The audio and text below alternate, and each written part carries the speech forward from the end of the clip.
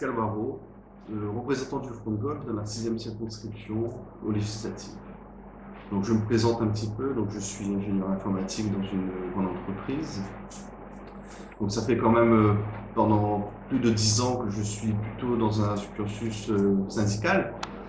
Maintenant je me suis mis à la politique parce que je trouve qu'aujourd'hui les représentants ne me représentaient pas. Et j'ai trouvé lors de cette campagne présidentielle justement un programme qui m'a beaucoup plu.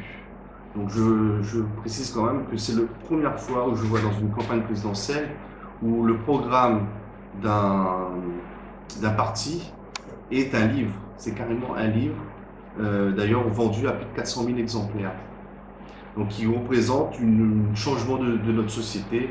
Et comme on dit, on entend un peu souvent à la télé, c'est vraiment renverser la table aujourd'hui.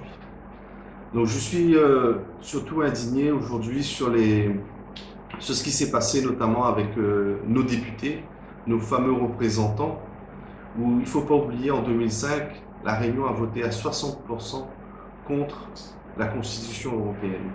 Qu'ont fait nos députés ensuite en 2008? Ils ont voté pour la majorité pour le traité de Lisbonne, qui est en fait la reprise totale de la Constitution européenne. Donc ils ont voté pour, certains se sont absentés et certains ont voté, enfin se sont abstenus. Donc de ce fait, on peut dire qu'ils laissent passer ce fameux traité de Lisbonne. Il s'agit là d'une véritable trahison de nos députés.